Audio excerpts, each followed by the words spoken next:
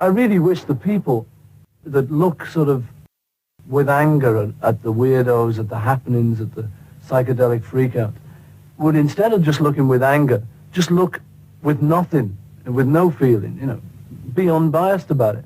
Because they really don't realize that what these people are talking about is something that they really want themselves. It's something that everyone wants. It's personal freedom to be able to talk and be able to say things. And it's dead straight. It's a real sort of basic pleasure for everyone. But it looks weird from the outside.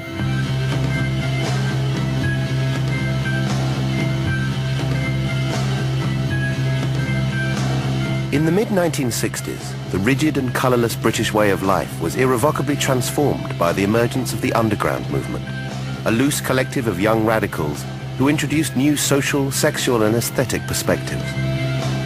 Operating out of the heart of London, their various activities, from the newspaper The International Times to the psychedelic club UFO, promoted alternative lifestyles and values and sparked a cultural revolution. I think there was a feeling of tremendous energy and creativity. The International Times was starting. It's got these people who are clearly know what they're doing and have really original, wonderful ideas. And the music that's around it, that too is completely original, really good. You just felt like this has got to explode in some way.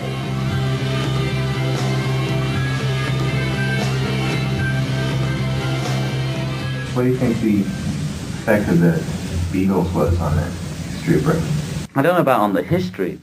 I mean, the people are in control and in power, and the class system and the whole bourgeois scene is exactly the same, except that there's a lot of fucking middle-class kids with long hair walking around London in trendy clothes.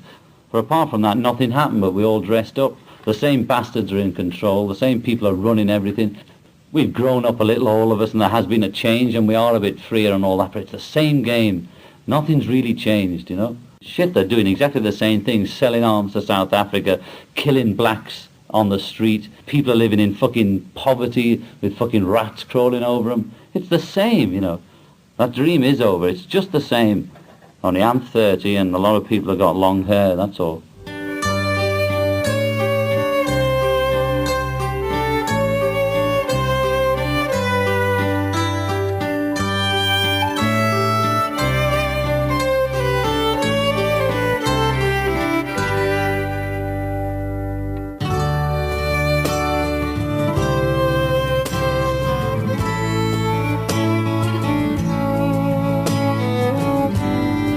Welcome to episode 63 of Glass Onion on John Lennon. And this is the Occult Beatles with Matt Sergiou.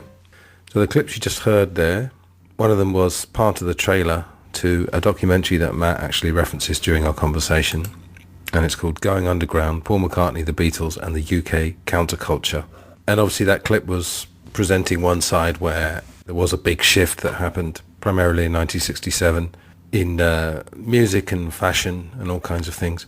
But one thing that we brought up on the show before is the idea that maybe a lot of that was hype and that maybe the 60s, the swinging 60s, was something that happened to only a few people in London and San Francisco and possibly a couple of other places. And the second clip there was John Lennon, of course, from the famous 1970 Rolling Stone interview, where he was making the point that things hadn't changed that much.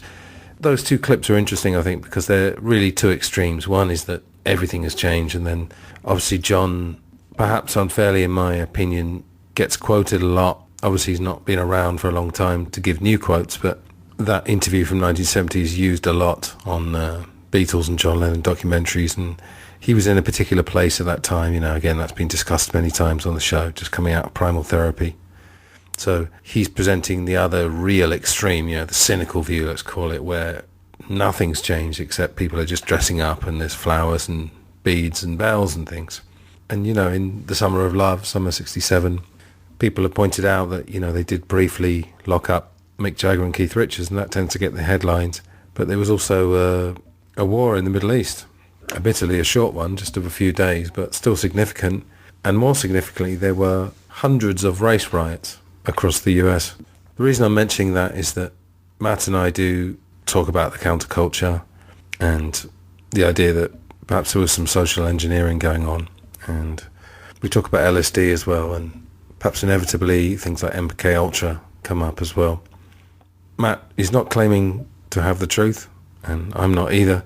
And I think we were generally on the same page in that we're just presenting evidence. Sometimes not even evidence, but just curious facts, strange coincidences, that kind of thing.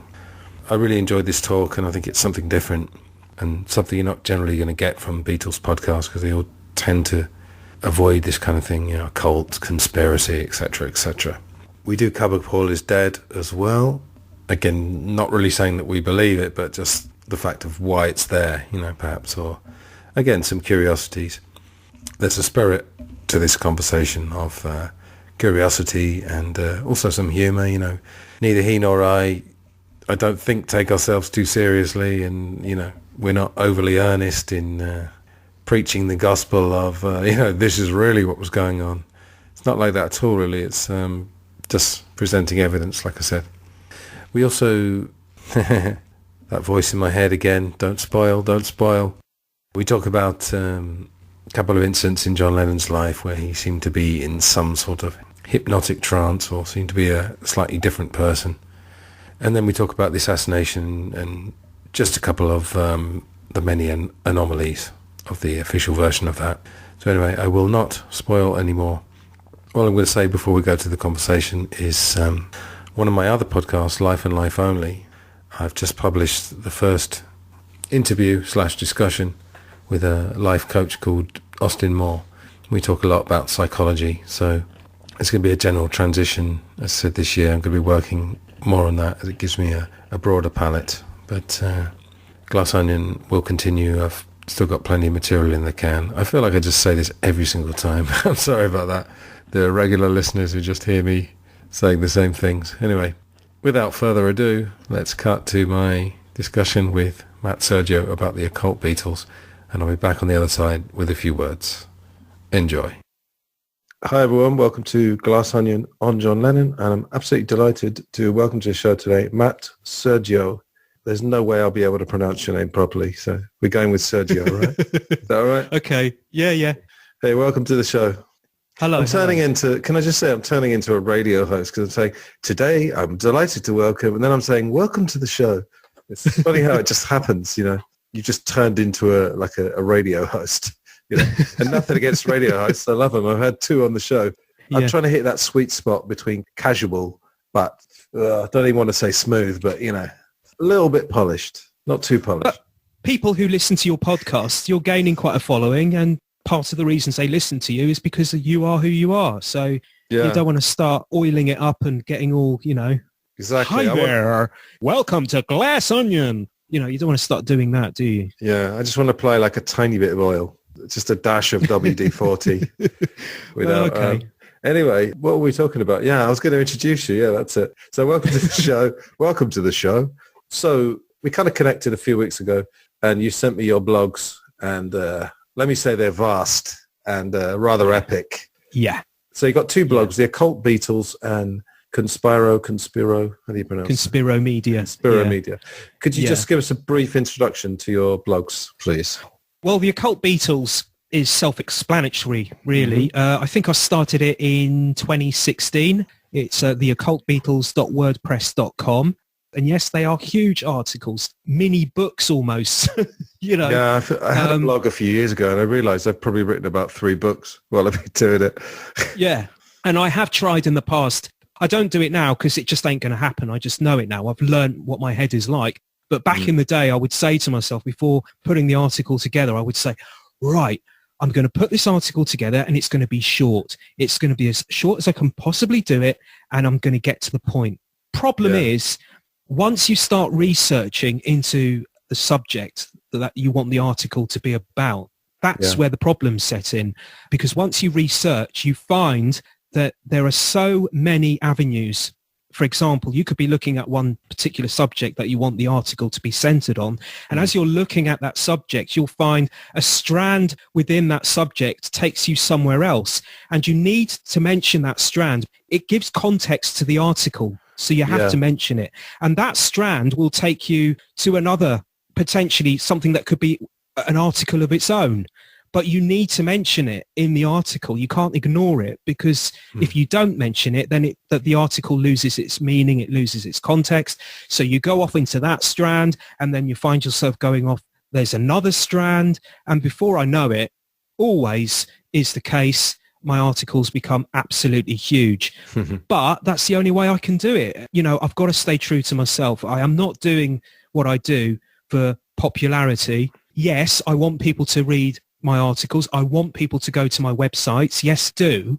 But I am not going to compromise myself in order to do that. So so the Occult Beatles is basically a lot of articles about the occult aspects of the Beatles, looking at various elements within the Beatles world, which may or may not be conspiratorial. I look at those. I don't like to preach to the reader.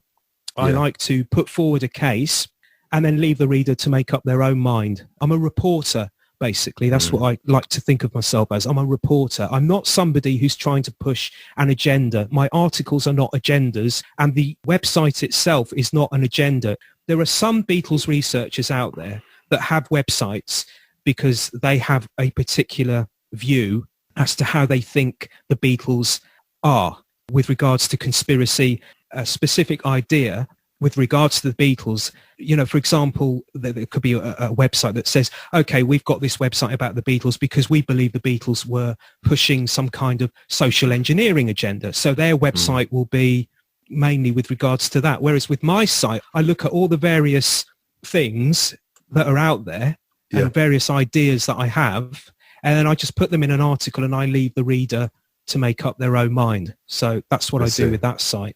I guess the rabbit hole is still quite a good analogy, but from what you're saying, it sounds more like a kind of almost like a tunnel that has like lots of paths that lead off.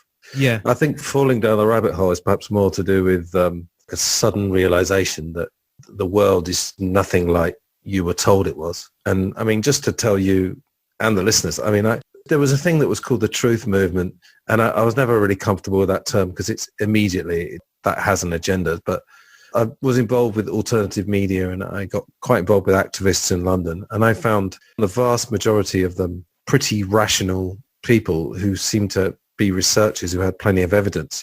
You did get a few people who are kind of what perhaps a mainstream tags everyone as a conspiracy theorist, as someone who's looking for it all the time. And there were people like that, but I would say they were in the minority.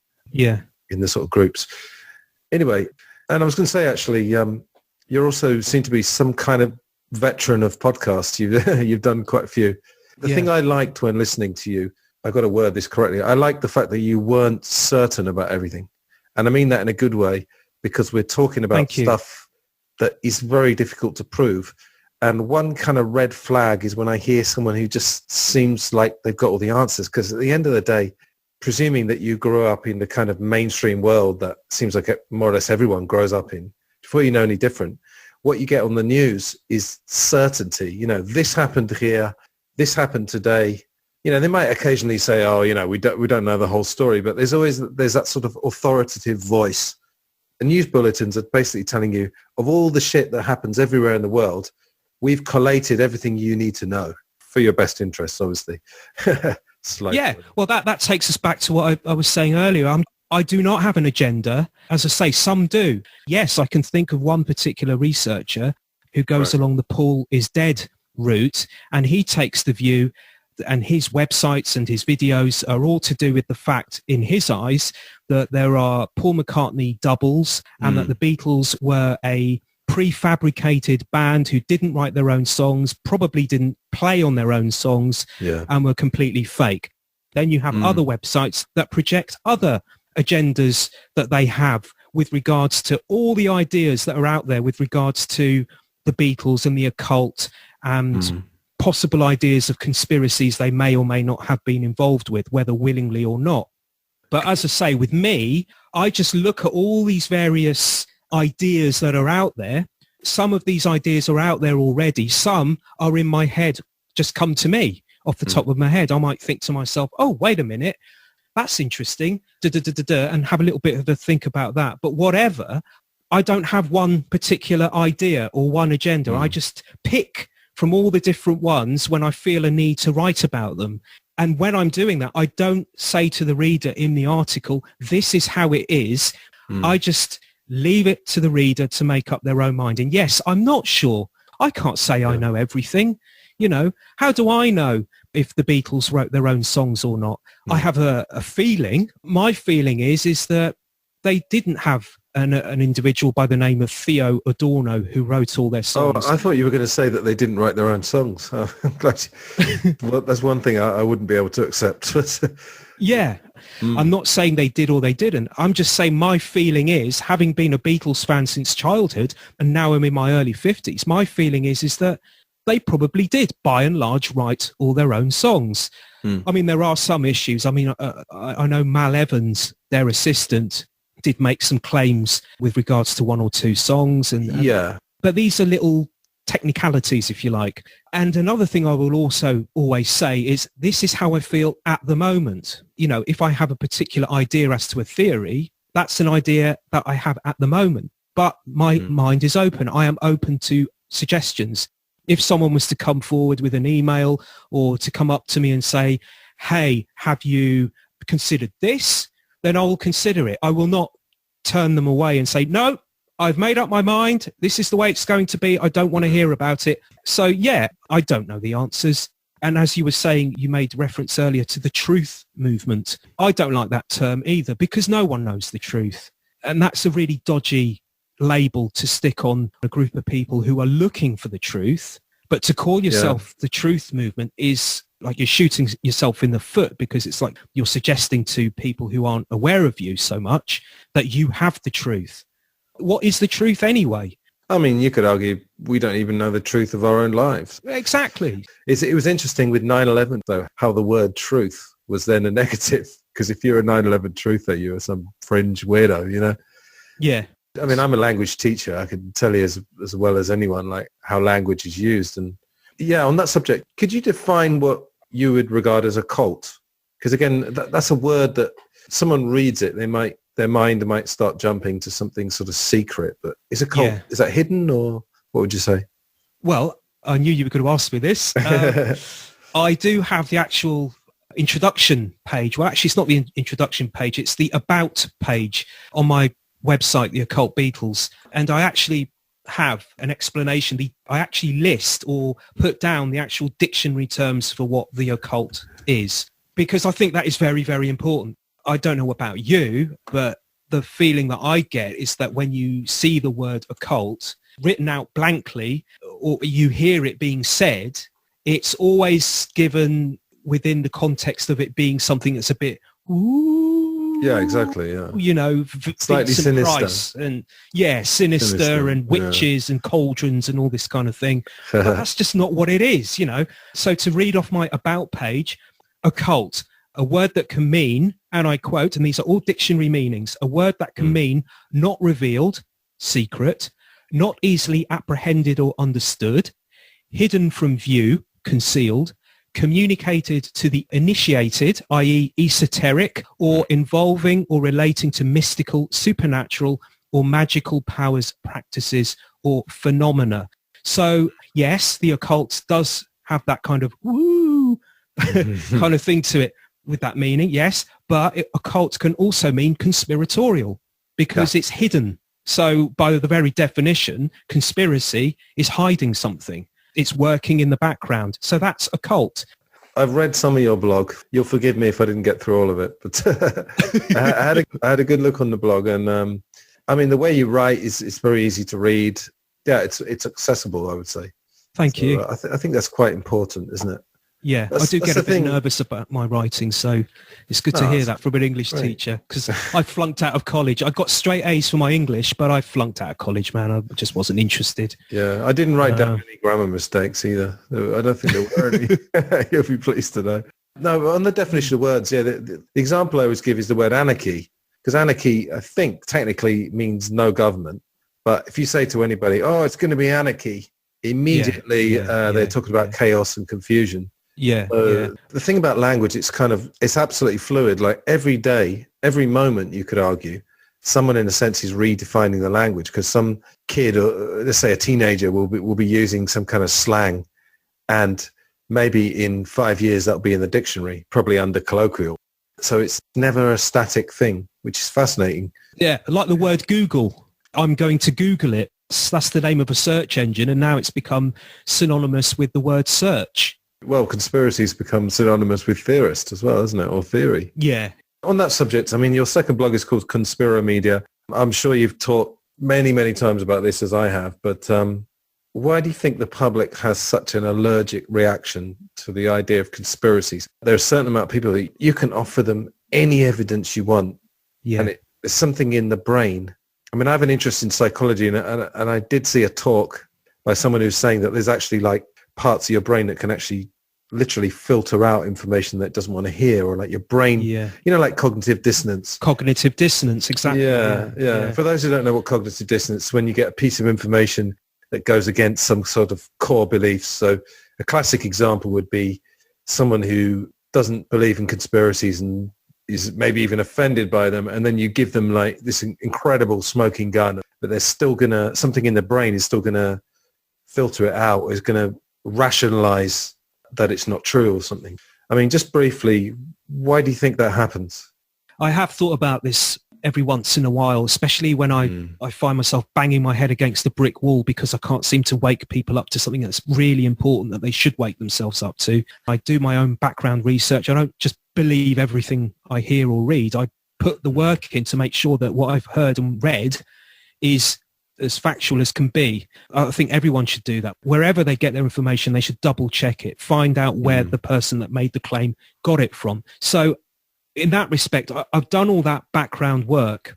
And then when I put myself into the personal world, i.e. my own family life, and how do I use that knowledge, that's when I start to bang my head against the brick wall, because you come up with situations. I try not to preach. I try not to push what I believe or feel with regards to conspiracies. I try not to talk about it too much with regular folk. I just don't.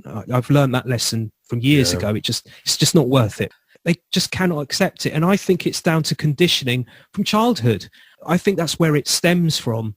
And I think it's the same with regards to a lot of things from childhood. It doesn't matter how much you try to give them reason, it's not going to seep in. It's not going to compute inside them. It's just not going to happen. Yeah, I mean, I think with me, like, probably about 10 years ago, I'm trying to think, 2008, 2009 was when I got exposed to, let's say, alternative information. And then, you know, I think a lot of people go through the same journey, which was the kind of Alex Jones documentaries, and you rediscover David Icke. Yeah, and I mean, I really liked his talks. I went to Brixton and watched one of his 8-hour talks, and it's impossible to fact check it all, of course. And by the end of it, you're like, I can't possibly remember everything he'd said, you know, but the time certainly flew. And I mean, it was, a lot of it made sense. And I mean, I had a bit of success, if you want to call it that, with my parents, because I started talking to them about a few things, and discovered that maybe my dad was fairly open to things like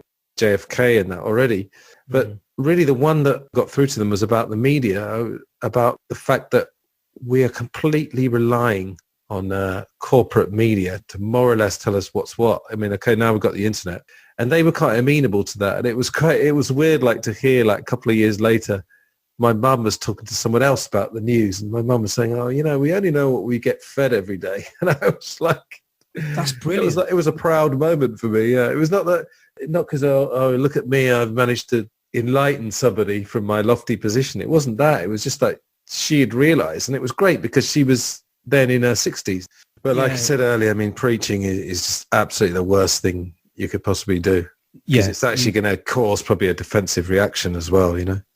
Yeah, especially when you first get into this when you first start getting into this conspiracy research thing. Exactly. And you get excited because it's so new. You've never, you know, you've gone through your whole life knowing one version of history. Then all of a sudden you're getting all this stuff coming at you, all this new stuff, this new information that you'd never thought about. And you just want to share it with everybody. And, you know, and that's how you're sharing it. You're sharing it in the way that I'm now speaking. You're saying, guess what? You'll never believe this, you know. Yeah. And if you had a video recorder and you video recorded yourself in the way that you're saying that to someone, and then you played it back and watched yourself, you'd be scared of yourself. You must be coming across as really aggressive, you know, if you're talking like that to somebody.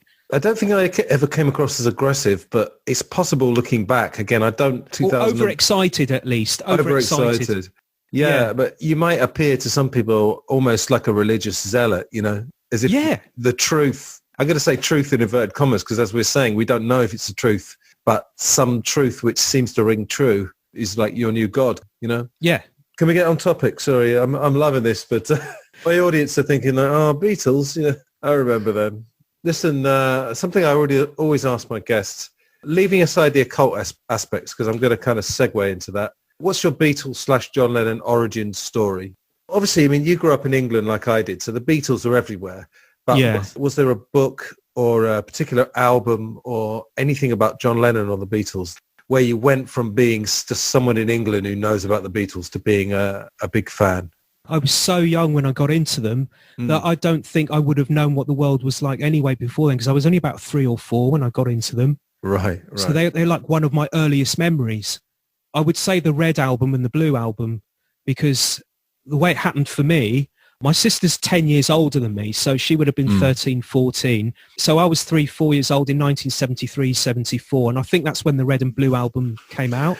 She was a teenage girl, so girls at that, you know, in those days, back in them days, they used to buy records, you know, so she has, you know, she was buying a lot of records. She was a teenage girl. She got married when she was quite young, and she left home and she left me her record collection, and she had like Slade in there and a Space Oddity album, David Bowie, an original copy. Yeah. She left me some really good stuff like Jeepster, T-Rex. So I was brought up on some really good music, you know, thanks to my sister. I was so young that I wouldn't have even have known who the Beatles were. So my first experience of the Beatles was actually getting into the Beatles, actually getting addicted to the Beatles. As I say, I used to gravitate towards my sister's record player, and I'd look at all these records and I'd play them all the ones I've mentioned and more. But the two that I really, really, really wanted and played incessantly, for whatever reason, probably because I loved the music, was the Red and the Blue albums. She also had the Help album as well, which is a bit odd, don't you think? Out of all the albums she could have got, she got the Help. Not that it's a terrible album, but, you know, you've got all these other ones and she goes for that. But, yeah, I mean, so that's my earliest memory, is the Red and the Blue albums, just playing those over and over and over and over again when I was 3 or 4. And I was hooked, and it's never gone. Yeah, the genius of those albums, of course, is that they're posing in exactly the same place. Yeah, it's 6 years. Yeah. I mean, it's 6 years apart. That is insane, because they look insane. Like they look 20 like years old. Yeah, completely different people. And I'm not saying that because Paul that's is not dead. A Paul is dead statement, no, everybody. No, that's not Paul is dead. It's just they matured so quickly from being fresh-faced mop tops, short haircuts by today's standards, not by those standards then. But and then you look, as you fast forward to the Blue album, and they look just like middle-aged men almost. Like they've lived so much of a life that you can see it in their faces, you know, in everything. Well, that's it. The thing I came up with was Beatle years, which is, I think is, one Beatle calendar year is about 5 years of anyone else's life. In terms of stress, in terms of stimulation, in terms of excitement, in terms of everything, in terms of activity. Yeah. There's people who live entire lives that will never, you know, go through so much, you know. And who's, I don't know if we talked about this before, but is John Lennon the Beatle that you gravitated to? Or? No, McCartney. Oh, McCartney, right. Interesting. Yeah. The thing with McCartney is he does get a really, really hard time, or is that just me? No, he definitely does, yeah. He definitely does. And the consensus that I seem to get anyway, that I pick up is, and I'm talking solo years now, John Lennon was the genius. He was like bang on all the time, bang on genius songwriter. He might have had a few dips here and there, but compared to McCartney was just, as soon as he left the Beatles, he was rubbish, and he doesn't compare to Lennon. But I just don't see it like that. Yeah, I think that view is being nuanced. I mean, John Lennon's now getting a hard time on social media for apparently hitting his wife and neglecting Julian. I haven't had an argument online with someone for God knows how long, but the last time I did, it was I posted a John Lennon thing, and someone said, oh, yeah, but he hit his wife and neglected Julian, so... You know. And I've also noticed that they've started bringing up all the old videos of him pretending to be a spastic. Oh, yeah, in concert. I mean, that is a bit weird, admittedly. But, I mean, one thing I wanted to get onto later, I don't know whether to get into this now. No, I'm going to wait till later. It's about social engineering, but in the sense of how what do they call them? In America, they call them water cooler. We'd call them coffee machine conversations. You know, what everyone's talking about, quote unquote. Which obviously it's got a bit more diverse, but I'm going to ask you later about whether how engineered that is. But so your second blog, Conspiramedia, am I right in saying that that's quite focused on the counterculture? It is now, yeah. When I first started it in 2011, I think I started it, it wasn't like that at all.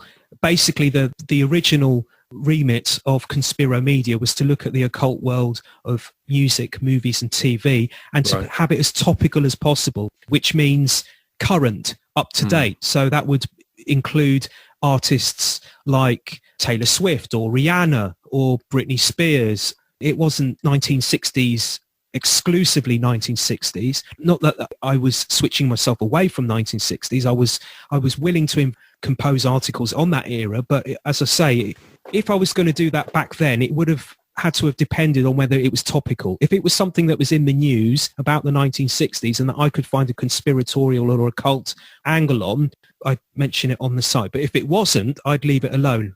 But as time went on, I just found myself getting increasingly bored with it, because anyone who's looked into the current music scene will maybe agree with me on this. It's just the same old, same old. Oh, look, here's Britney Spears in an Illuminati type video with a pyramid in the background doing the one eye symbolism. And, oh, look, and here's Rihanna and she's doing exactly the same thing. And, oh, look, and here's another video and this one is by Jay-Z and he's doing the same. So it got a bit boring, the same old thing. And I didn't feel like I wasn't bringing anything new to the table, anything that other researchers who are much better at looking at the occult, and by the occult in this respect, I mean looking at the symbolism, the supernatural quote unquote elements. There are people who are more experienced in that field than I will ever be. So I felt like I couldn't do justice. And I just felt that as the years were going on to around 2017, I think it was 2017, 2018, by that point, I just said to myself, right, I'm not going to do that anymore. I wanted to focus on the 1960s. And the reason I wanted to focus on the 1960s was, well, it was partly down to a book about the Laurel Canyon music scene. Oh, yeah. A book which was put together by David McGowan. And I've actually got it here in front of me, so I can read you the title because it's quite long. Weird Scenes Inside the Canyon, Laurel Canyon, Covert Ops and the Dark Heart of the Hippie Dream. And basically, I won't go into it too much, but basically what he's putting across in this book is that there's this area in LA, Laurel Canyon, and all these American musicians of the 1960s who are held up as the quote-unquote counterculture, the quote-unquote anti-Vietnam War movement brigade. Firstly, why did all these bands and all these music artists, and there are countless, there are loads of them, like the Byrds, the Doors, the Monkees, Crosby, Stills, Nash and Young, Joni Mitchell, Frank Zappa, and the list goes on and on and on and on and on. Why did they all decide to congregate in this Laurel Canyon area when, at the time that they did that, there wasn't a music scene there? There was no recording studios there. The music industry wasn't there. There wasn't much of a live music circuit going on. So why did they all go there? What's all that about? And if you read the book, you'll find that a lot of these music artists have backgrounds in the so-called elites of society. Their parents have military backgrounds. They're high up in government, intelligence. Just a quick example, you got Frank Zappa, whose father worked at Edgewood Arsenal, which is a chemical weapons installation. And Jim Morrison's father was an admiral, wasn't he? Yeah, he was Admiral George Stephen Morrison, an admiral in the US Navy and a commander during the so-called Gulf of Tonkin episode of 1964. And that was a false flag. That's since come out, and I think it was McNamara, who was Secretary of State around that time. He admitted in later years that was a false flag in order to get America into the Vietnam War. Yeah, and it turns out that Stephen Morrison, that's the dad of Jim Morrison. So what David McGowan is proposing in this is that, hey, look, we've got Jim Morrison, the Lizard King, who is standing up for the youth of America who are against the Vietnam War. And what they didn't know, was that his father was actually instrumental in the whole thing starting in the first place. So what he's proposing in this book is that the whole 1960s counterculture of America was pre-orchestrated by having these, basically all these musicians in Laurel Canyon, such as Morrison and the others with these backgrounds, such as Morrison has got, basically have been placed there in this Laurel Canyon vicinity to basically lead the counterculture, the anti-Vietnam War movement amongst the young, to steer them into a cul-de-sac, to take genuine feelings of anger amongst the young, to stop the war, and to bring down the so-called establishment, to lead that generation and take them somewhere else. Basically, they're false prophets that have been adopted to be put into that role by their elite backgrounds. So I read that book, and I also watched a couple of documentaries about the London counterculture. There was one in particular, I can't remember the title of it now. It was actually a documentary about Paul McCartney and his role in the London counterculture. And I watched that, and as I was watching it, I noticed that there was a few references in it to a few of the major players, the key players who were part of the London counterculture of the 1960s. And I noticed that there was these kind of similarities with some of these key movers that, I was watching, I was thinking, if David McGowan was watching this, he'd be thinking, wait a minute, that person's got a bit of a similar background to some of the people that I was looking at in my book, and so that's the way I was looking at it, and that inspired me. So it was that DVD and David McGowan's book that got me into thinking, what if the same thing was going on in London? Even though we don't hear a lot about the London counterculture scene, because when we listen to or watch documentaries about the 1960s and the so-called Summer of Love and hippies and all the rest of it, the underground, it mostly tends to be about America, about the Haight-Ashbury, about Woodstock, and all the rest of it. But we never really hear anything about Britain. And I think that's really unfair, because without Britain, I don't think and I'm really stepping out here, this is what I think at the moment, that without the British countercultural movement, there would not have been as big a movement in the counterculture in America. And part of that is down to the Beatles, because the Beatles, as we know, were flag bearers. The LSD and, of course, Sgt. Pepper's Lonely Hearts Club Band, the so-called soundtrack of the Summer of Love. We've got to remember, the Beatles were not only the biggest band in the world, they were the most well-known people in the world. And they were culture movers and shakers. If they put their support behind something within the cultural framework, it made it move. They shaped culture. And their influence, it cannot be ignored. That's just one element of how the counterculture in America would have been made more popular, given that the Beatles, the biggest band in the world, gave it such. They made it mainstream. They took something that was underground and made it mainstream thanks to albums like Sgt. Pepper's. They brought it to the fore. And also the word psychedelic. It comes from a British doctor, Humphrey Osmond, if I'm not mistaken. Even though I didn't live through the 60s, I do love 60s music, and I've got kind of a fascination for that whole culture and that scene, from when I was in my 20s, So I do have an understanding of it, even though I didn't live through it. I have read lots of books about the 60s, and I love 60s music, whereas with all the Britney stuff and all the Rihanna stuff, I'm not a fan of that stuff. So I felt I wasn't being honest. I know more about the 60s than I do Rihanna. So that's where the focus is now with Conspiromedia. It's looking at various aspects of the 1960s counterculture. It's still a work in progress. I'm still in the early stages of it. There's a few articles up on that site to do with this subject, but a lot of what I'm doing at the moment, and that I have been doing for the last 2 or 3 years, is background research, reading a hell of a lot of books from people that were there, narratives as commentated by the people that were there within that scene. So I'm doing a lot of that, taking a lot of notes down, saving documents.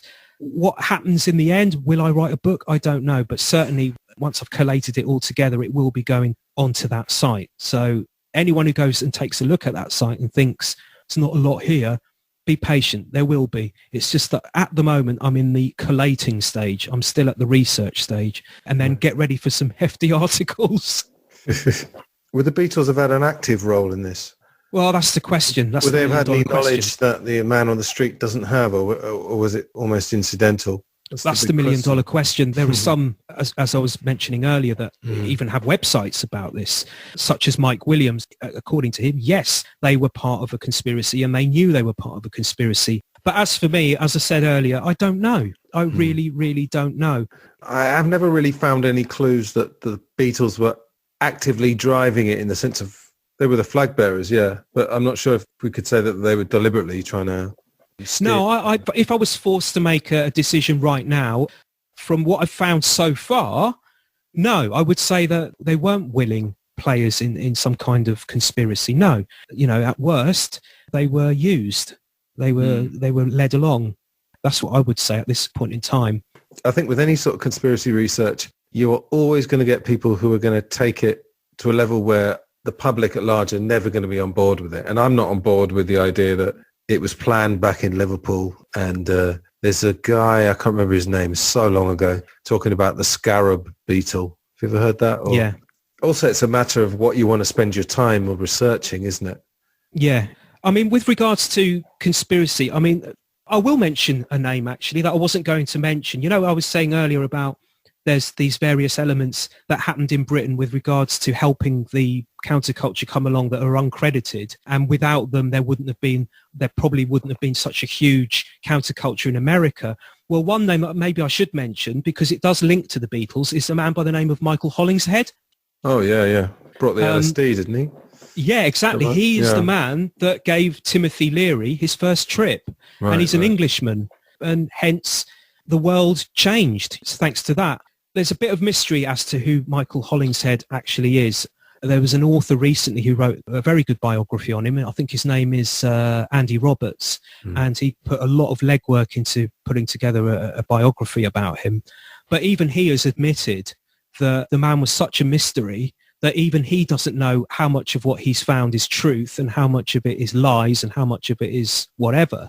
And Hollingshead himself wrote an autobiography back in the 70s, but it's not absolutely clear how much of that is truth and how much of it is bragging. And basically what there is of Hollingshead that is quite clear, and that can be perhaps believed, is he was born in England and he worked as a travel writer in the 50s. And then he moved to the US for a time in the early 60s. And it was around this time, he claimed in his autobiography that he worked for something called the Institute of British American Cultural Exchange. And he described this as an organization dealing in propaganda. Now, this is where the Beatles thing comes into it. Hollingshead was introduced to psychedelics himself by a friend of his who was a doctor. John Beresford was his name. We're talking early 60s, so it's legal. But at the same time, the wider general public has pretty much no idea what LSD is. This is a few years before the so-called Summer of Love, before the hippies and what have you. LSD at that time was still encased within the military, where it was being used for the MK Ultra mind control experiments. It was being used by psychiatrists in treatments. It was being used in hospitals for treatments. It was a very in-house thing.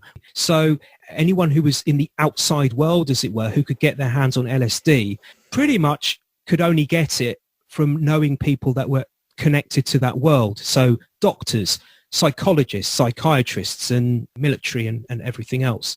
So John Beresford, who introduced Hollingshead to hallucinogenics and to LSD, he himself was getting it direct from a mail order drug service, which was connected to a pharmaceuticals company. And his contact was none other than Anthony Cox. Yoko Ono's ex-husband. Yeah. Yoko Ono's ex-husband. So this would have been around the time that they were married as well. So we were talking early to mid-60s. So Yoko would have been with Anthony at the time. So, yeah, throw that one into the hat, if you like. What about the John Lennon quote? There's a quote from one of his interviews where he said something about, we must remember to thank the CIA for LSD. Is that related to CIA giving it to the soldiers in Vietnam? I mean, what I read, it's years ago, they thought that LSD would be a good tool for controlling people. What actually happened is that people realized that it was kind of the opposite. They realized the potential freedom and that they weren't being told everything. Yeah. Is there something in that? Yeah. When I've read that quote on conspiracy sites, the writer of the article will use that quote as proof that John Lennon and the Beatles were part of a conspiracy. The writer who's putting it on their site will say, you see, this is John Lennon admitting that he was part of the conspiracy to social engineer the 60s generation by dousing them with LSD and thus making them ineffective towards stopping the war in Vietnam. I don't see that quote as being that. No, but what effect did the powers that be think LSD was going to have on people? Just make them useless or something? Okay. Yeah, to make them useless. You see, the thing is, I'll get to that point actually because I've got a really handy quote about that. It's from a book called Acid Dreams. John Lennon, I think the reason that he said that was because it was only 3 years before that there was the Senate committee hearing into MK Ultra. I think it was called the Church Committee. I know Ted Kennedy was one of those on the, I think he either chaired the meetings or he was part of the committee itself that was asking the questions and investigating. This was mainstream news. This was in the newspapers, and I think it was also reported on in the TV. And we know that John Lennon was a voracious reader, loved reading newspapers and history and current affairs and the rest of it. And watching TV as well. And watching TV. Yeah, so I think that's what he was referring to. What happened was a building which had the records for the MK Ultra CIA mind control LSD experiments that had been going on in the 50s and 60s. There were papers, classified reports on experiments and all sorts that were going on, and it was burglarized. And many of the papers were stolen, and I think that's how it got out into the open. There's also stories that the CIA director at the time shredded a lot of them. So there's a lot of stuff we don't actually know. But that's how it got out. And from that, we learned that, yes, the US military in the 1950s bought up all the LSD that was available from Switzerland, from where LSD was developed in the 1930s, I think it was. Yeah, Albert Hoffman, Yeah. And during the 50s and 60s, they were holding all sorts of experiments on prisoners. Basically, what they were doing, they were trying to see if they could alter people's personality, if they could change prisoners. Yeah. Timothy Leary was actually involved in the Concord prison experiment in Massachusetts, I think it was. And Michael Hollingshead was his assistant. And this was in conjunction with Harvard University. A lot of the universities were involved in these experiments, not only with prisoners, but also in hospitals, asking guinea pigs to take part in trials, and in the military as well. What they were trying to find out is if they could administer LSD, remember this is the so-called Cold War, in order to make people crumble in interrogation. So if they had a quote-unquote enemy agent, whether by giving them LSD they could get truth out of them, a truth serum. Yeah. And they were also trying to see if they could use it to adopt a Manchurian candidate, a mind-controlled assassin. And all of this was going on, and it wasn't in the mainstream. It was, as I said before, it was exclusive within this world. And so that's what was going on. And yeah, they tried it on troops. There's a video you can find of British Marines. And this was in 1964, I think it was. And they administered on British Marines LSD to see what would happen in a military setting. So they did a mock-up invasion. So they had them all decked out in the soldiers' gear and took them out on a practice run. And what happened was, like you say, they all started seeing things. They started hallucinating, and they began to hug trees and laugh incessantly and collapse on the floor and caress themselves. And, it wasn't making them killing machines, basically. It just didn't happen. But yeah, as I say, there's this document. There's a book by Martin Lee, which I recommend anyone go if they want to go and find out more about the history of acid. It's called Acid Dreams, and I've got a piece from the book here, and it says, and I quote, "A number of CIA-connected think tanks, including the Rand Corporation, analysed the broader questions relating to the social and political impact of LSD. And a Rand report by William McLaughlin refers to changes in dogmatism and political affiliation." And this is from the 1960s, and this is to do with the protest movement. And this is what William writes. "If some of the subjects within the protest movement are drawn from extreme right or left-wing organizations, it may be possible to obtain additional behavioral measure in terms of the number resigning or becoming inactive." So in other words, in the mid-1960s, the think tank approach by the Rand Corporation examined the short and long-term effect of LSD on personality change, and in other words, whether they could use it, as I was saying earlier, to nullify, if you like, the protest movement. And there you go. There's a little bit of proof for you. There is a CIA-connected think tank that had been looking into the possibilities of using LSD in order to do just that. Wow. Yeah, we did a review of a book called Riding So High, which is about the Beatles and drugs. I've got that book. Yeah, brilliant book. I'm so pleased that someone actually wrote about that. There's so much in that book. And slightly on a lighter note, it had like the history of LSD, and it was talking about Albert Hoffman, who famously went out on his bike when he had his first trip. Yeah. And it's so funny. I don't have the quotes here, but Albert Hoffman's describing what happened to him, and essentially he's almost writing Lucy in the Sky with Diamonds I think it was even in 1943 or something, because I think he took it accidentally, like it got absorbed into his body, and then at some point, I'm sure it was during the war, like a few years later, he sort of basically did what they did in the 60s, was had a trip and wrote down what happened. Yeah. It's so funny, in 1943, he's almost writing, White Rabbit or a Lucy in the Sky with Diamonds. It's hilarious. William Burroughs, sorry if I just threw that name in there all of a sudden, but there's some quotes I've got here from this very same book of people who also expressed doubts with regards to LSD and the protest movement and what LSD might have actually been there to do. And this is from Acid Dreams. He's quoted as saying, LSD makes people less competent. You can see their motivation, i.e. the intelligence services, the military, you can see their motivation for turning people on. Very often it's not necessary to give it more than just a little push. Make it available and the news media takes it up, and there it is. They don't have to stick their necks out very much. And John Sinclair, who listeners will be aware of, he said, it ain't fair. He's quoted in the book as saying, it makes perfect sense to me that it must have been manipulated. We thought at the time that as a result of our LSD-inspired activities, great things would happen. And of course, it didn't. They were up there moving that shit around, down on the street. Nobody knew what was going on. Yeah, and here's another quote. This isn't from the book, but I'll close it with this one. This is from Pete Brown, English poet, beat poet, who was also the main lyricist for Cream in the 60s. He claims he got very angry after realizing that the 60s drug scene was, in his words, a diversion and people were getting damaged. He says, in hindsight, of course, it looks very much like it was pushed to the underground as a kind of semi-conspiracy thing.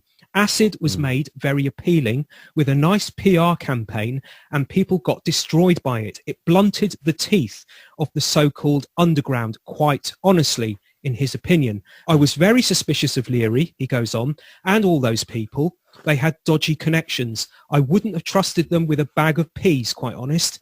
I didn't buy those people. I think they did more damage than good. Wow. That's from insiders. Yeah, absolutely. People that were there. Yeah, let's talk about Paul is Dead, because I think it is a worthwhile topic. Now, I'm going to say, from my knowledge of Beatles podcasters and authors and friends and stuff, there's not really any credence given to this in, let's call it mainstream thought, to give it a bit of a label. I have my own thoughts on it.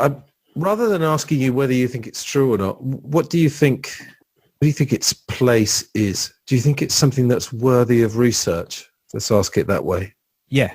Right. Okay. Is that because you think there might be some credence in it, or because it's interesting to think about why it's been put there? I don't actually think he's dead, physically dead. It could be attributing to some other kind of death, maybe a symbolic death. With regards to doubles, doppelgangers, quite possibly there are doubles. There is data available on various websites where you have pictures of comparisons being made between the shape of the nose, for example. And then there's the difference with the ears and the eye colour as well. But does that mean he's dead? This is where I think it gets lost. Just because there might be 2 or 3 doubles, that does not mean he's dead. And I mean, he wouldn't be the first celebrity to have a double anyway, would he? Exactly. Montgomery, the wartime, World War II, the British military leader, he had doubles. So Winston Churchill had voice doubles, didn't he? So it's not an outrageous idea if you look back at history. Yeah, I mean, I think I told you when we did like a prelim. My thing is that I've seen like handwritten lyrics. Hunter Davis did a book about the Beatles lyrics, and the handwritten lyrics pre-66 or post-66, they look identical to me. And I was interested in this because I did actually do some sort of face comparisons of other people. And as much as we think that the features remain the same, they do actually change quite a bit. I think it's interesting. There's a side-by-side of Paul. And I think it's when someone's interviewing them about Manila, and that's summer 66. And then there's that weird interview where he just rambles, like I think early 67. I have a theory about why him and John did actually, for a few months, they did look like completely different people. And I've got a theory about that involves drugs. But there's a side by side. Yeah, I've heard you talk about that. That's where you think they were so reeked out on drugs. Yeah. No, I think Robert Fraser from, in fact, that Riding So High book was bringing speedballs, which is a mix of cocaine and heroin, to the Sgt. Pepper sessions. And I just have a feeling that maybe John and Paul participated, whereas they didn't really commit themselves in the book. He sort of said some of the Beatles party. But yeah, there's a side-by-side, and it is bizarre because it does look like a totally different person. But then it's possible that the second photo, I mean, could have been elongated. He looks a lot thinner. That's why I think the cocaine heroin thing might be. Yeah. Because him and John, I mean, John in one book is described as looking like a Victorian watchmaker. He suddenly looks way older, and he's got this sort of intense gaze in his eyes. Very beady eyes, like very pinprick sized eyeballs. But then again, that's down to drugs, isn't it? That's down to, That's the thing. I think from my point of view, I think Paul McCartney may have been doing stronger stuff than we think, There's a picture that someone posted up, and it is very difficult to explain away, where there's a picture of Paul, quote unquote, on one particular day in 1969, where he's got a bit of stubble on his face. And then there's a picture of him as he was meant to be a few days later, and he's got like the Let It Be movie length of beard where it's really thick and bushy. And the question is, how the hell did it get from that to that so quickly? So there are these weird things, and it might just be I might have got that wrong, I might be remembering it wrong, or it just might be that the person who put those pictures up has got it wrong. But as I say, how can you explain the nose? How can you change the shape of your nose? You can't change it from a hook to straight.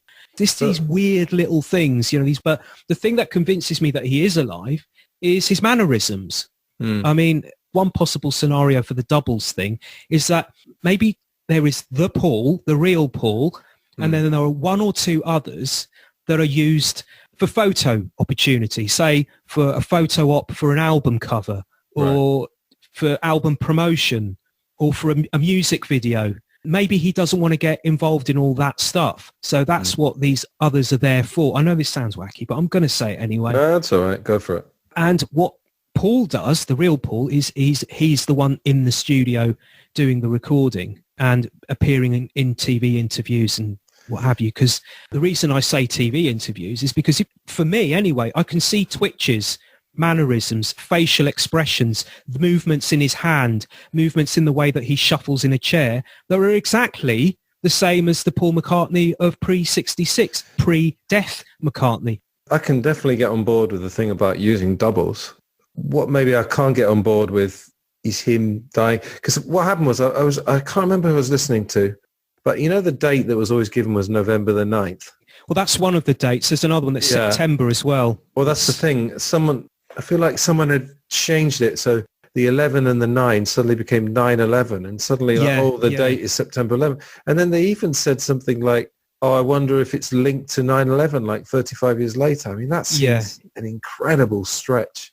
I mean, maybe if they've researched it and they found something, then fine. Well, the thing is that the Paul is dead thing began in as far as we're aware, it began in 1969 with a student article. American College Radio, wasn't it? Yeah. But since then, this Paul is dead thing has grown from that one thing to become, you've got the seed at the bottom, which is this original Paul is dead article from 1969. And from it, over the decades, and especially since the dawn of the internet and chat forums and websites and what have you, there's just different branches growing out of this one seed. And each branch is a different conspiracy theory attached to the Paul is dead. So one will say that he died in a car crash. Another branch will say that he was assassinated because he wanted to do the soundtrack for a JFK documentary that was looking into the JFK conspiracy. And it was actually, there is actually some truth to that. It was Mark Lane who came out with that documentary, the JFK conspiracy documentary in 67.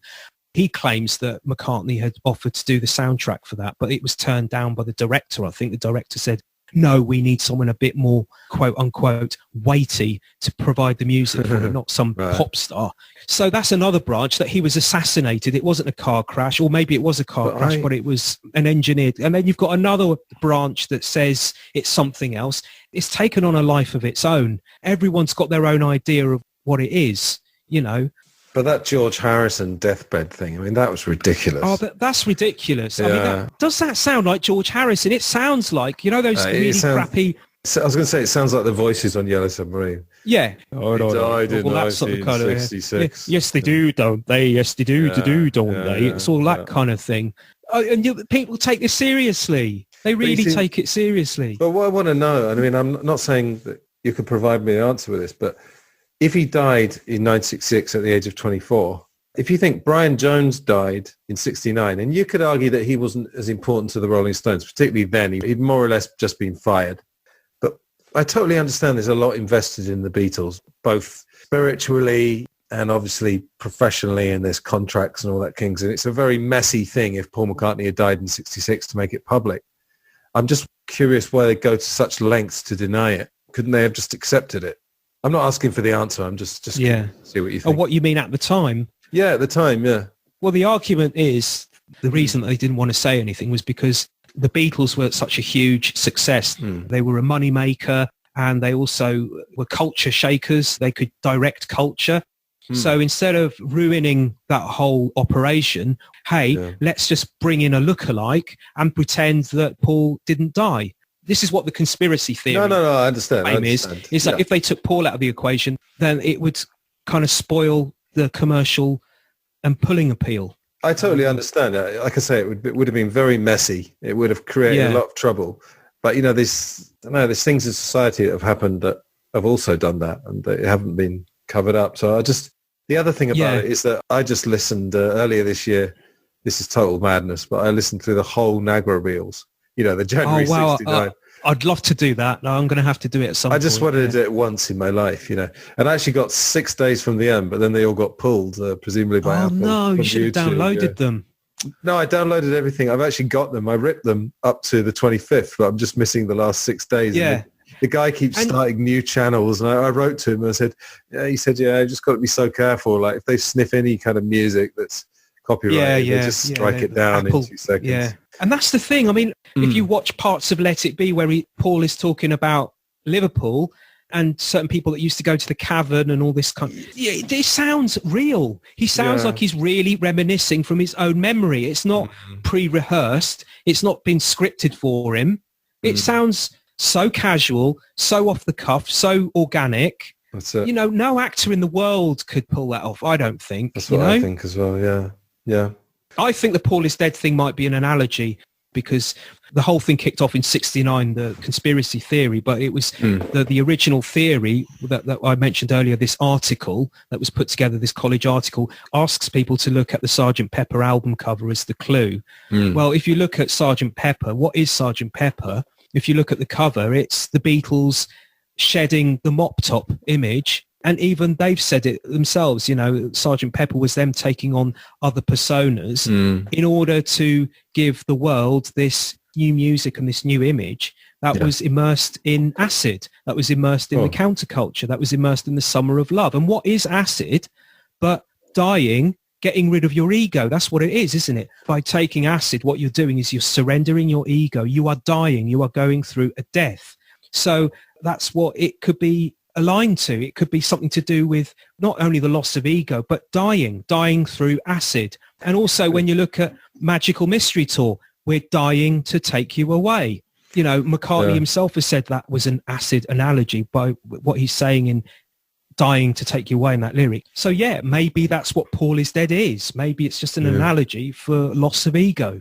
Some things work well like that, because I think David Icke's Reptilians, I think that just works perfectly as an idea that there are quite dark forces out there, which, you know, I think it's fair to say that a fair amount of people who get to the top of many professions are, you know, either psychopaths or sociopaths. And those words are a little bit misunderstood, because people think psychopaths are going to go and kill people. The majority of psychopaths don't do that. They just have something missing lack of empathy, David. Lack of empathy, and yeah. The reason I mentioned actually the Let It Be thing was to say that what you said earlier about the conversations and everything, there's so much of it. There's so many hours of the Nagra reels that the idea of coaching someone, and of course, I mean, the argument that is very, very difficult to find a counter to is that their replacement could write all those amazing songs. But the counter argument to that from the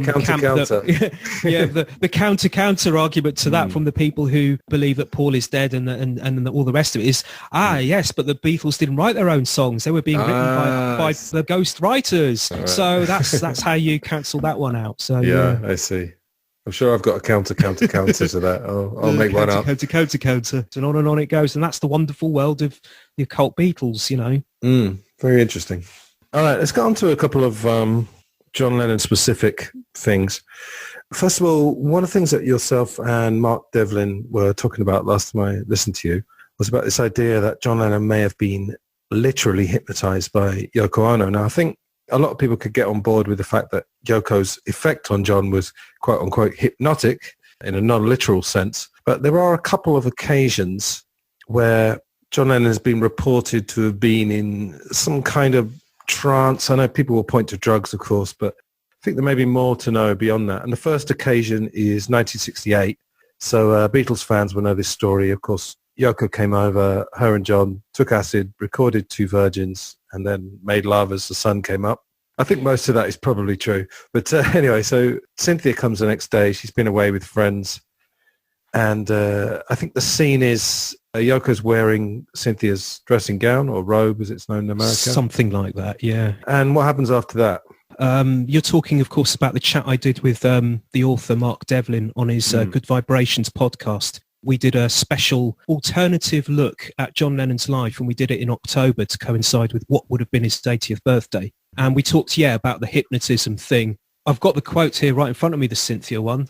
Yeah, she remembered, I barely recognised John. It had only been a few weeks since we last met, but he was thinner, almost gaunt. He was quite simply not the John I knew. It was almost as if he'd taken on a different persona. And she's referring, as you say, to this when she walked in on John and Yoko. Yeah, I listened to the audio book of her latest book. She's written about 3, I think. There's one called John, which is the most recent.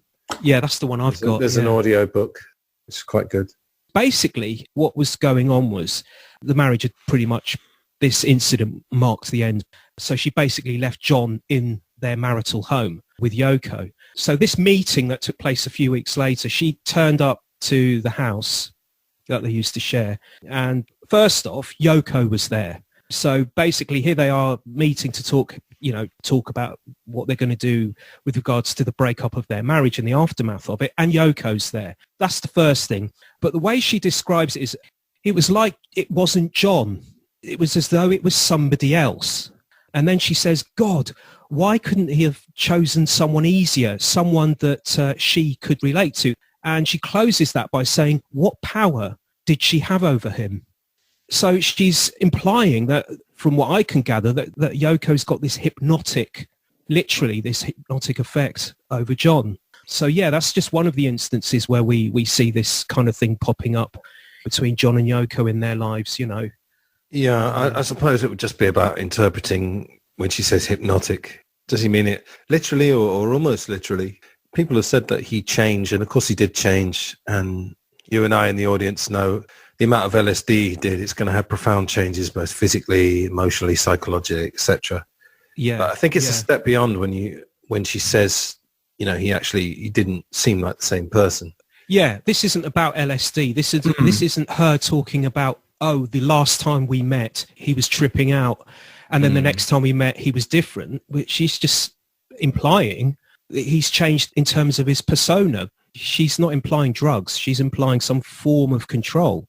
I.e., as she says, what power did Yoko have over him? Have you ever seen a TV movie called Two of Us?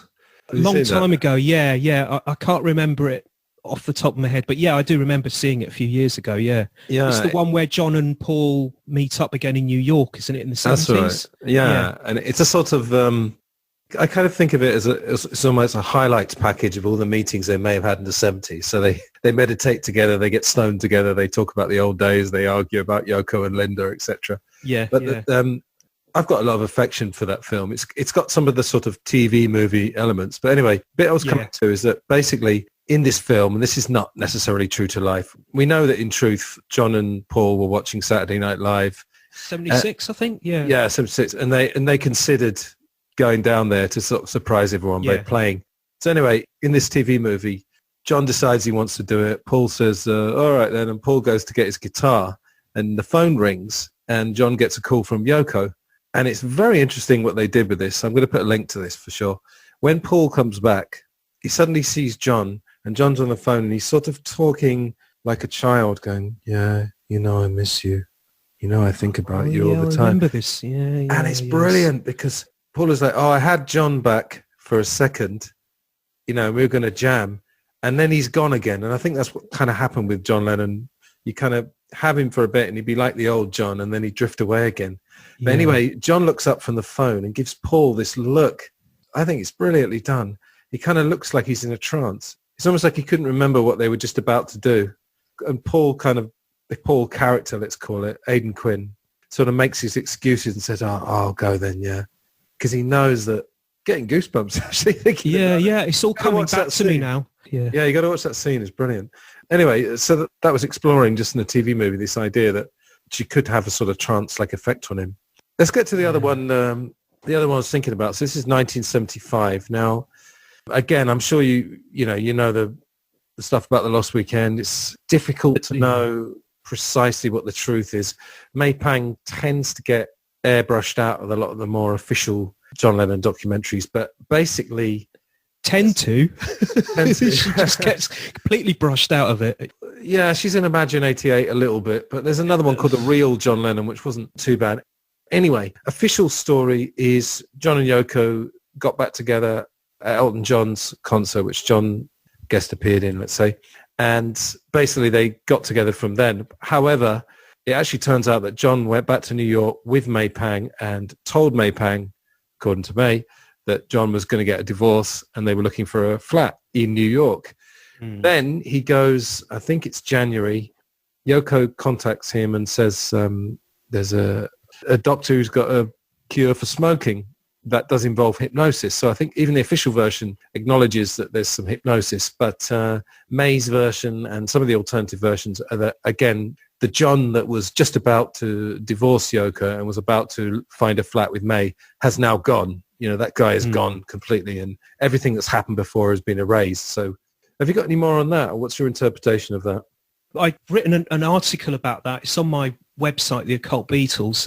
Basically, the idea that I'm putting across in the article is that there were quite a few opportunities, it seems, during the 1970s where there was very real chances that the Beatles were going to get back together again. And this would have happened via John and Paul getting back together first and writing songs together, and then the rest of the group kind of joining in. And I've pinpointed a few statements from various people who were in the inner circle, if you like, who've actually said since that they recall instances where this reunion looked set to happen. But in this article, basically what I'm doing is I'm trying to bust a few of these myths that we get in the mainstream, basically, which is that after they split in 1970, they were never going to get back together again. They pretty much had put the stoppers on that. They didn't really get on well enough to be able to get together and work together. It does appear that there were, as I say, quite a few opportunities for reunions to take place, and 2 or 3 of those opportunities appeared to have occurred during this so-called Lost Weekend. And this is down to what May Pang has said over the years in interviews. She said over the years that there was a couple of occasions when John was with her where he raised the prospect and raised the question with her. Hey, he would say to her, what do you think if me and Paul were going to get back together again? And she mentions this party that they were all at. I think it was her, John and Ringo. And they kind of said offhand, hey, wouldn't it be great if we just got the boys back together? I think this is how it happened. And see if we can work again. Just get in the studio, book a concert, do a reunion gig. Whether they were just saying it because they were a little bit drunk, maybe they were at a party. But the fact is that the mainstream version of events we've always been given is that John and George especially were very much against this kind of idea. But it would seem, if you look into it a little bit behind the scenes, as it were, that that's not actually the case. And that's just one example. And the other thing that May says is that during this so-called Lost Weekend, John and Paul were seeing a lot of each other, hanging out, going for dinner, having a few drinks, and so on and so on. So it's 1975, it's January, as you say. And again, John says to May, what would you think if Paul and I were to get back together and write?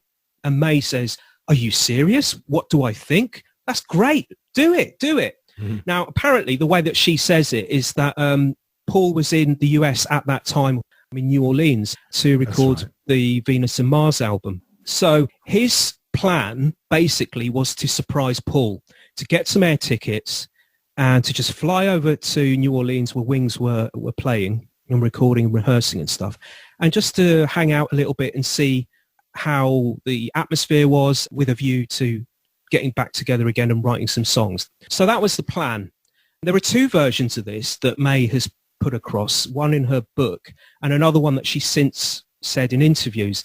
They're slightly different, but the main theme is the same, and that is that this would-be reunion was thwarted at the last minute thanks to this smoking hypnotist. Smoking cure. It's quote-unquote the smoking cure, the hypnotist. Mm-hmm. So this was all set to happen. The plane tickets were bought, and then Yoko phones, as she always did. That's what May says, that even though that John was apart from Yoko during this lost weekend, quote unquote, Yoko was always calling wherever May and John were, calling their apartment throughout the day. So this was one of those calls, and Yoko said to John, I've actually found you this hypnotist who can cure you of smoking, so do you want to pop over? So John said, okay, I'll pop over. And the way that May explains it, May says to John, please don't go. I've got a really bad feeling about this. Please don't go. And John says to her, don't worry, it's going to be fine. I'm just going to go away for a few hours and I'll be back. So off he goes, off he trots, and he comes back a few hours later, completely different. This is according to May. He's completely different. He comes back from this meeting and he's bad-mouthing Paul, going back to type, basically, the way he was when he was with Yoko, just very negative about any kind of Beatle thing, especially with McCartney. And then it wasn't long after that he was back with Yoko. The other version of events is slightly weirder. Again, it's the same kind of thing. The tickets have been bought for this trip to New Orleans, but in this version, he's away for a complete weekend. And this would have been, I think, off the top of my head, I might be wrong, but I think this would have been the actual weekend that he was going to be in New Orleans. But he's not. He's gone. And the next time that May sees him is on the Monday, around lunchtime, at the dentist's office. She sees him in the reception. Now, they're both booked to see the same dentist. And she walks into the reception and she sees John sitting in the reception. And she talks about how he's completely different. I think another quote I read is that he looked like a zombie. So they leave the dentist's and they go back to the apartment. And he starts packing his bags, I think, and saying to May, I think we've come to the end of the road here. I'm going back to Yoko. And then he gives her this, it's a present from Yoko, and it's this, I think it's like a locket. And the way that May describes it is she opened it and it had this foul smelling substance inside. That's it. Some sort of oil or, that's the yes, something like that. So she takes it to this occult shop, and the guy behind the counter looks at it and gives it a sniff, and he says to her, whoever gave you this really hates you. Yeah, I read that quote. Very interesting. Sorry for sitting on the fence, but doing this podcast so long, I get so many different guests with so many different points of view that I find myself just wanting to be neutral and let people talk. So all I'm going to say is that I think, there's a school of thought that Yoko didn't want the old John, let's say the English John before he went to America to come back, or the pre-Yoko John. So the motive then would be to somehow block both the relationship with May Pang and the possible reunion with Paul and possibly with the other Beatles. Yeah. It has been pretty much acknowledged and recognized that John was going to go to New Orleans to participate in Venus and Mars. I don't know if they were going to write together. We're not really sure about that, to be honest. I think a lot of what you said has been pretty well borne out. May's book, I haven't read it for years, but I do remember it being quite powerful. And the really powerful bits for me were actually her talking about the state that John got in when he got drunk. And it wasn't just a guy being drunk. It was like all the demons. You know, it was almost like he would look, again, not hypnotized, but he would look very confused. And he just did not know where he was when he drank too much. She details that quite well. Because that way we get the quote about one particular outburst, and I use the term outburst as an understatement, where he, like you say, one of these rages, where he starts saying F you to Phil Spector or something, or is it? That's even on tape. Him just, I don't know if he says F you specifically to Phil, but he's swearing all over the shop. We have a few seconds on the John Lennon anthology that came out in the late 90s. We got sort of like a 30 seconds or a minute of talking during the infamous rock and roll sessions, the ones with Spector. So we just got a little glimpse there. But the stuff she says, there's a bit where he's just bellowing Yoko's name, and there's another version where he's bellowing out, May, Yoko, May, Yoko. So he's completely torn between the two. But there's also stories about him trying to throttle May. But all through it, she said that he was so out of it. It so clearly wasn't him in any control of what he was doing, and it was all these demons almost possessing him in a way, as she said, like that she almost didn't blame him, you know. And I think we've all known people who get drunk and do silly things. I mean, I have a friend, I won't name him, who's a little bit John Lennon-like, and he's actually stopped drinking now. But when he used to drink, again, I couldn't really blame him because you could just see from his eyes that he just had no idea of what he was doing. It was like someone else had possessed him, you know. Okay. I guess the final thing we're going to get into today, and I apologize again, we're only going to be able to scratch the surface of this. And luckily, you've done a couple of shows already on this, and we'll do links to that. So that's the John Lennon assassination, I'm going to say. Yeah. I think the specific definition of assassination is assassination of a political figure or important person. So let's say that John Lennon was an important person culturally. Are there a couple of things that you could point out that perhaps we could at least motivate people to look at it further, let's say? It's difficult because if a person listening to this right now is someone who has this fixed view to do with the mainstream version of events, it's going to be difficult. You need to look at everything because there's so many anomalies and inconsistencies and just things that don't fit with the mainstream version of what's said to have happened, you know. So many questions, and because it never went to trial, a lot of these questions never got asked in a mainstream capacity.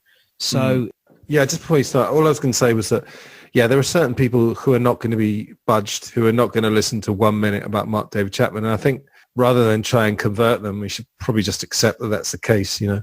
So I believe that the people will carry on listening when we start talking about it, will be at least curious and perhaps open-minded about it. So perhaps I could pick a couple of things from your talk. Yeah, do that. That's probably the best idea. There were so many. Yeah, I see.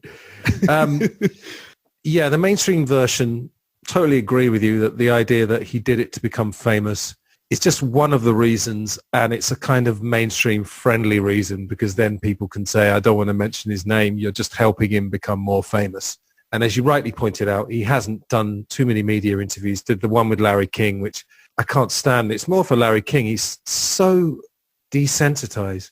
He's like, what did Yoko do, you know, when you shot John? You know, in such a matter-of-fact way. It's horrible. Anyway, so as you rightly pointed out, and as I mentioned on the episodes I did, he had a chance to become way more famous by having basically the trial of the century. And at the 11th hour, he decided to plead guilty, so denied himself the trial of the century. So what else can we say about that? Well, as you say, how many media interviews has he given in 40 years? Just from the top of my head, from what I can recall, it's only about 4 or 5, which isn't a lot. He obviously did long interviews with Jack Jones. There's a book called Let Me Take You Down Inside the Mind of Mark Chapman. Yeah. Very good book, by the way. It has a wonderful chapter towards the end about celebrity, personality, and narcissism. And it was through that book, in fact, that I became aware of the book, The Culture of Narcissism, which is a huge recommendation to anyone. Written in the 70s, but very, very relevant now. Sorry, continue. So, yeah, that's it. I can only think of 4. That's not a lot for someone who's seeking fame. Yeah, I mean, he could be completely milking it, could he? Oh, you know. God, yeah. Yeah. The thing that's never been explained is you mentioned about the limo driver, but also the fact that the limo, I believe, normally went into the Dakota. This is a bit of research that my fellow co-host Desiree Hall of the Number 9 blog, which is another Beatles website that looks at things from an alternative angle, if you like to call it that. She actually put together an article about this, and I think she's actually the only person that's ever brought this up. I certainly can't remember anyone else mentioning this. We hear about the security guard and the handyman and the police that turned up and all the others, but we never hear about this limo driver. And she's got a point. That's a bloody good point. You know, he got out of the limo, didn't he? When they parked up outside the Dakota, John and Yoko got out of this limo and then he was shot. So what happened to the limo driver? Why haven't we ever had a statement or anything mentioned at all about the limo driver? And why, as you say, why did the limo park outside when it could have gone in? Never really been explained. Yeah, not really. No. Really. I don't think we're going to Jose Padermo today because you've covered that. I think I covered it I did a podcast with Gordo from Those Conspiracy Guys, and we covered that. But just to say that he was involved in Operation 40. He was a Cuban exile, basically. Is that right? Cuban exile, yeah. Whether that is the Jose Padermo that people think it is, or whether it's just another guy under that same name, because there is a claim by one of the Watergate burglars who claims to have known a Jose Padermo, who also went under different aliases, and he worked with this Jose Padermo during the Bay of Pigs. This Watergate burglar was CIA, and he was a part of the whole Bay of Pigs and Operation 40 project. And he claims that Jose Padermo died of natural causes in 1974. So whether the Jose Padermo that was at the Dakota is the same one, who knows? Maybe the Watergate burglar was lying when he said that this Jose Padermo was dead just to cover up for him. We don't really know because no one's really looked into who this doorman was at the Dakota, whether it is who it's claimed it is. Interestingly, I think it was in the Jack Jones book, actually, which is basically a mainstream book. It doesn't really go into any possible conspiracies. I think he mentions in that book that Chapman and Padermo, we know that they had quite long conversations because Chapman was outside there for almost 2 days straight. And they did discuss the JFK assassination, interestingly. So perhaps that whole period, this early 60s period, perhaps came up in their conversations. Apparently there was a Jose Padermo that was involved in the Bay of Pigs, but he worked under many, many different aliases during his intelligence career. So who knows who we're dealing with, you know, which one is which. What I found interesting is that even in the Imagine film that came out in 1988, which again is very sort of mainstream friendly, Yoko at the end actually mentions certain premonitions that John may have had. And John said to Fred Seaman again has testified, John used to talk about death constantly. And in fact, I think one of Fred's relatives had been shot and survived. And apparently John was pumping him for, you know, the gory details that speak about that. And then there's so many just eerie things. As I said, like pretty much at the top of the show, we are speculating. There's certain things we know. It's funny that the story, although the events have already happened, all these stories are, in a sense, ever-changing because new books and new podcasts and new research is coming out. It's fascinating. Yeah, on the 66 tour, of course, you'll know, I think it was Memphis, one of the Southern concerts. You got that weird interview with the Ku Klux Klan guy outside saying, we are a religious order. We have ways and means. Yeah. And then during that concert, of course, a firecracker. And we've got audio of that, which is, again, is crazy. There's a firecracker goes off, and apparently they all looked at John. But John's version is they all looked at each other to see who'd been shot.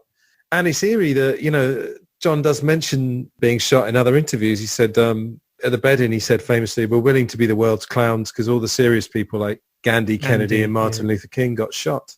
But my kind of counter to that is that on the day itself, I mean, there's no evidence from John Lennon. And he, incredibly, again, he did an interview, of course, about 4 or 5 hours before he got shot. So he's talking about the future, and we're going to go on tour in 81. And Mark Chapman is outside that building because he's giving the talk in the Dakota. Apparently, he was there with the gun, holding the gun in his pocket, you know, like clutching the gun for hours.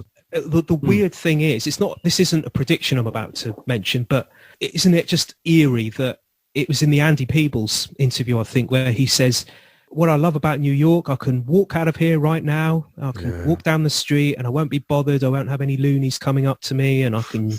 Their quote is that people ask for autographs, but they don't bug you. And then they leave you alone. Yeah, they leave you alone. They don't bug you, yeah. Of course, it was just one person, so he may have been, in general, he may have been correct. But yeah, and of course, the terrible irony is that with all John's deportation troubles, had he been deported, he would probably be...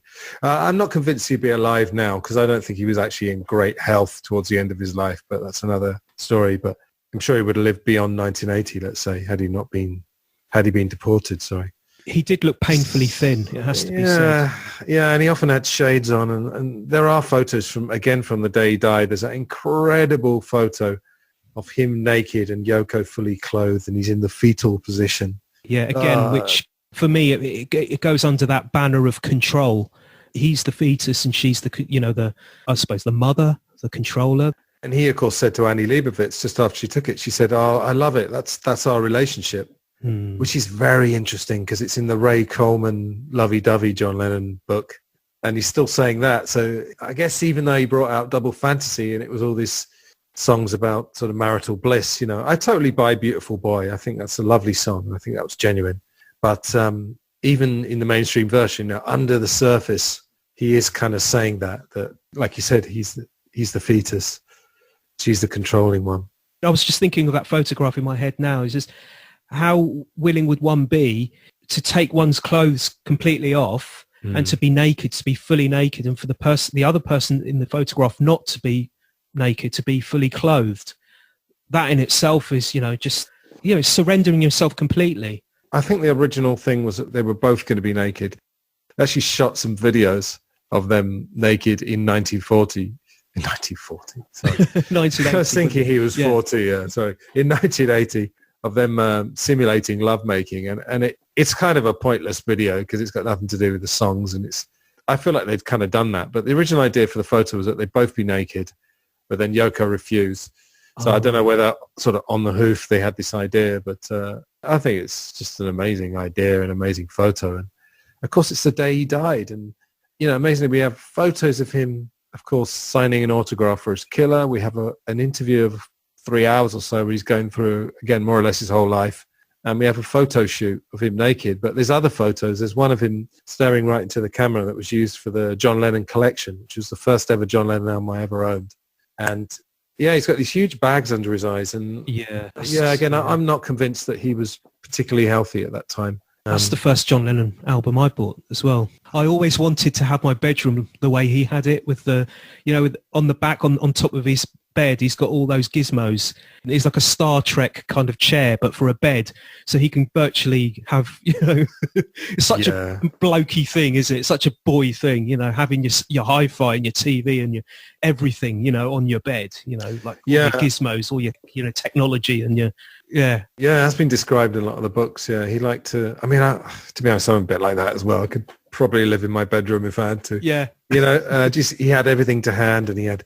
Fred Seaman said he always had an electronic buzz going. Like he'd have the radio on, he'd have the TV generally with the sound off. Well, I'm sure he watched a lot with the sound on. All his toys, basically. Yeah, awesome. I think that's for sure. All right, listen, I think we'll leave it there. There's so many other things we could get into, but I think, as I said earlier, our motive, let's call it, for doing this talk would be to stimulate some interest in this and offer some alternative ideas. And both in mainstream and alternative circles, I think there's open-mindedness and there's kind of closed-mindedness. So I think for some people, those two kind of groups are set, let's say, but I'm sure there's plenty of open-minded people.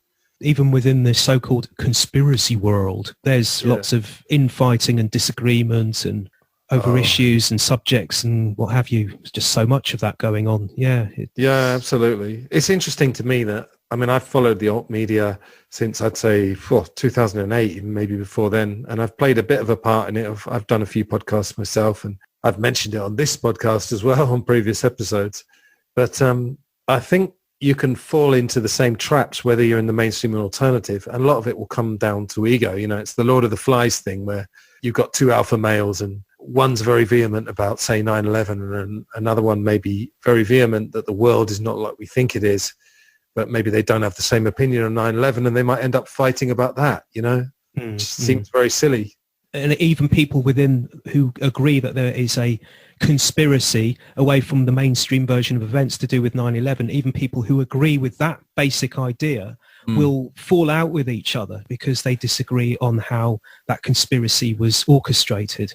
And on it goes. And then, as I say, people fall out. And if you're looking into the conspiratorial world and thinking that everybody shares the same view with regards to one conspiracy, that is just not the case. So there's just so much infighting going on and disagreement. And one conspiracy theory has got a million theories like coming strands, out of that one. sub-theories, and people falling out over that, Humans, aren't they great? Form ourselves into groups, and that's not enough for us, so we have to then break up the groups by forming into subgroups. Very, very interesting, and such a repeated pattern of behavior that, in a funny way, they always say in war, truth is the biggest casualty. Well, I think in human tendency to infight and form groups and subgroups, I think the truth gets lost there. So we all want to know how the world works, and you're doing good research. I used to do good research. I've almost retired from that, to be honest, but I'm very happy to have people on to talk about that. And well, thank you. I can't say that what the research that I've come up with in my articles and podcasts and everything is the truth. I'm just putting across a case or a scenario and then leaving the reader or the listener to make up their own mind. That is always my aim with anything that I put out, because I don't have any answers. I just research and report. Yeah, it's an ongoing struggle, quest to, try and get a few strands of the truth, at least something that we can be somewhat certain about, let's call it. I try and sort of weave into the podcast a little bit of, philosophy, psychology. I don't know. I'm sure you do the same. Very, very interesting. All right. Well, thanks a lot for being on the show. Just before you go, just tell us again the main places where people can find your research. Okay, well, with regards to the Beatles, you want to go to the occultbeatles.wordpress.com. That site is, it's fairly regularly updated. If you don't want to subscribe to it and you prefer to come back to it, be assured that when you do come back to it, you will find new products. So yeah, that's the occultbeatles.wordpress.com. And there's also my Conspiromedia website, which is conspiromedia.wordpress.com. And there's also a Facebook page, Conspiromedia at Facebook. And at that page, you'll find everything from both sites and bits and pieces that are extra. That's kind of like a greatest hits compilation with bonus tracks. Okay, so they're the three main sources. And of course, there's the Magical Mystery Talk podcasts that I do with the previously mentioned Mark Devlin and Desiree Hall as well. And you can find those on my Facebook page and also at the Occult Beatles as well. There's a page dedicated to it on that site. Brilliant. Okay. Just stay on the line for a sec. Probably not worth doing the Merry Christmases on air because this will be going out in like February, March. But it's actually the 20th of December we're finishing this conversation. Have a Merry Crimble. Yeah. And a hippie new year. And a hippie new year. All right. Thanks very much for doing this and good luck with everything. Yeah. Cheers. Really appreciate it. Thank you. Okay. All the best. Bye. Bye. So there you have it. That was episode 63. Thanks again to Matt. I think we got into some good stuff there and lots of recommendations, really. I mean, in the show notes, you'll find, of course, Matt's 2 blogs and also his podcast, Magical Mystery Talk. But some other things that I would recommend from that conversation, we referenced the Cynthia Lennon book, John. The book is great. The audio book, I think, is particularly good. It's not Cynthia herself, but it's one of those occasions where it seems like a good voice and an appropriate voice. And the content in it is very, very interesting. I'm actually going to be appearing on the 2 Legs podcast with Tom and Andy. And it's the second part of a 3-parter we're doing about John and Paul in the 70s. And I will talk about The Lost Weekend. And I definitely recommend also May Pang's book, Loving John. Some of the prices they're charging online for books nowadays are a bit ridiculous. But if you do happen to find that, it's definitely worth reading. For balance regarding the 1960s, there is a documentary called I Hate the 1960s. It's not bad. It points out some interesting stuff. Things like the high tax rate. We all know the tax man, there's 1 for you, 19 for me. The tax rate of 19 shillings in the pound. which equates to 95% on some of the income, not all of it. They point out some other things. Yeah, it was the era of high-rise tower blocks in England, but the documentary gets a bit much because it's just people moaning, just only pointing out the negative points. And they say that for all the music, the highest selling single was, I think it perhaps Release Me by Engelbert Humperdinck. And, no one's saying that all the music in the 60s was great. Every era of music has edgy music, frothy pop, novelty records. You'll pretty much find that anytime. Anyway, also in the show notes, you'll find a link to the book Acid Dreams that Matt mentioned, which I haven't read, but I'm pretty sure I'll get to that at some point. And also the Going Underground documentary, the trailer at least, and the clip from the Two of Us film that I mentioned earlier. I really would try and watch that film if you can. Not for historical accuracy, but there's a great spirit, and Jared Harris and Aidan Quinn do a great job as John and Paul, going for really feeling over accuracy. That scene I mentioned where John seems to be in a bit of a trance, that's particularly interesting. So yeah, good stuff. And the next show is going to be a follow-up with Caitlin Hare. Caitlin was on the episode called Coleman or Goldman, episode 56, and has been, downloads-wise, by far the most popular episode. So if you are planning to listen to the follow-up, perhaps go back to that episode first. Caitlin and I recorded back in December, gradually catching up with the backlog. But yeah, we had another great discussion. She's since heard it. I sent her the unedited version and she says it sounds fine. I haven't listened since we recorded it, but I remember we got into some interesting stuff. So that'll be a worthy follow-up to the Coleman or Goldman episode. If you'd like to support the show, there's a PayPal link on the SoundCloud homepage. And there's the email address in the show notes for donations and also for feedback. So that's it. I'll see you pretty soon. I'm pretty confident that the next episode will go out next week, and I'm hoping to sneak a bonus episode out at the end of March as well. So plenty more coming. Thank you very much for listening. Take care, and I'll see you soon. Goodbye.